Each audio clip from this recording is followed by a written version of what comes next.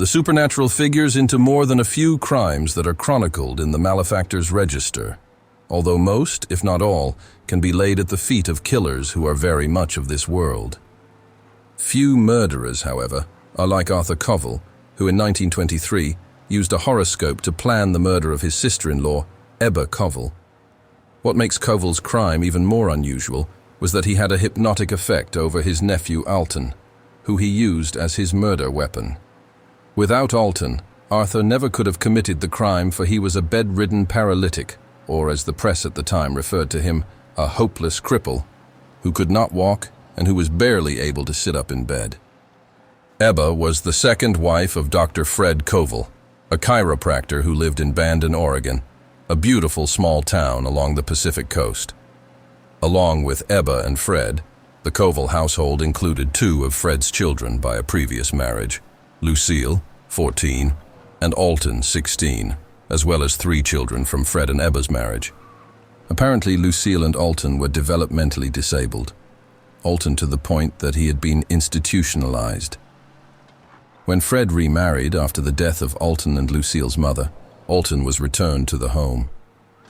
The situation in the Covell household, 2 teens with mental handicaps, a profoundly disabled adult, and the normal chaos that accompanies young children, was tense, and according to contemporary accounts, there was particular hostility between Arthur and Ebba.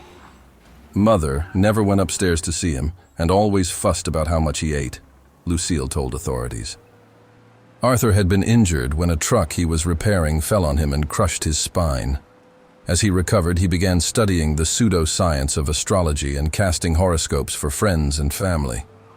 Within a short time, he gained a reputation as an accomplished seer and was running a lucrative mail-order horoscope business. His clientele included several Hollywood bigwigs, such as movie director William Desmond Taylor, who would one day be murdered himself in one of Hollywood's great unsolved crimes. Arthur's work in astrology was more than vaguely simple solar horoscopes of the type we see in many newspapers. Instead, he said he used the stars and planets to provide advice on when to make decisions and to predict what the future held. Sometime in the spring or summer of 1923, the heavens revealed to Arthur a complex plot of mass murder and theft. Evidence uncovered after the murder of Ebba showed that Arthur had planned to use Alton to commit at least 27 murders in and around Bandon. Some of the victims were to be slain after being swindled, while others would be killed after their wills were revised to make Arthur a beneficiary. Strangely, one of the families Arthur slated for death was to be sacrificed for the improvements they had made to their home. The plans of Arthur Covell were so minutely detailed that they even called for the removal of windows and doors before the home of the victim was burned, said Detective Luke May after Arthur's arrest. The stolen articles were to be used in a home the Covells planned to build. Although Covell told Alton and Lucille that Ebba's murder was fated by the stars, her arguments with Arthur and her apparent discovery of his plot also helped, police said. On September 3, 1923, the time had come to get Ebba out of the way, Arthur told Alton. They had already talked over the plan in great detail and even included Lucille in some of the discussions. Lucille later said that she was afraid to go to her father or stepmother for fear of what they would do to Uncle Arthur. The stars told Arthur that the crime must occur at 11 a.m. on September 3rd, after Fred Covell went to work. As Arthur lay in his bed on the 2nd floor, Alton took the murder weapon, a rag soaked with ammonia, and sneaked up behind his stepmother. He clamped the rag over her mouth and nose, and after a painful struggle a few minutes long, Ebba died. The only sign of injury was a red rash on her cheek caused by the chemical. Alton carried Ebba's lifeless body to her bedroom and gently placed her on the bed and told his uncle that it was done. Arthur called Fred at his office and told him to return home, as something terrible has happened. It didn't take long for authorities to toss out the idea that Ebba, a healthy, middle-aged woman, would just keel over and die a natural death. However, they were stumped when an external examination did not reveal any evidence, except that strange red blotch on her cheek, of foul play. She had not been strangled, and her neck was not broken.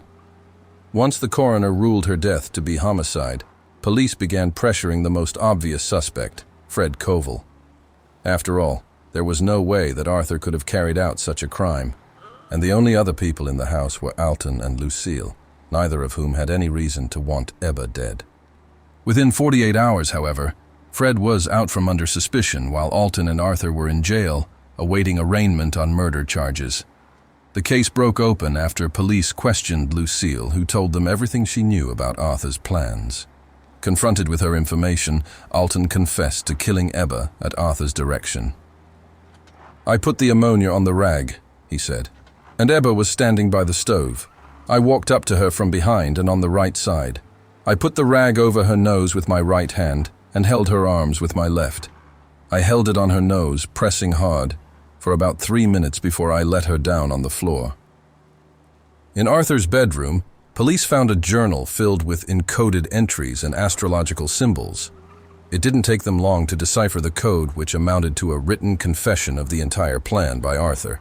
The notebook contained messages such as, "Today is the day. I wonder if Alton will go through with it."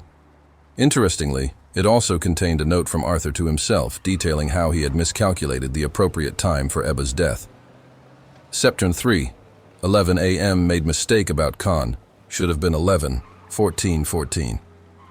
To police, however, Arthur admitted nothing except knowing that September would be a bad month for Ebba. The trial of Arthur and Alton was pretty much a perfunctory affair.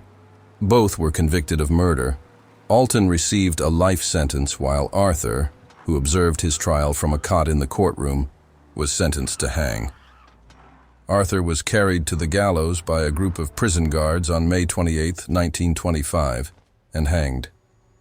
Alton was paroled after serving about 8 years.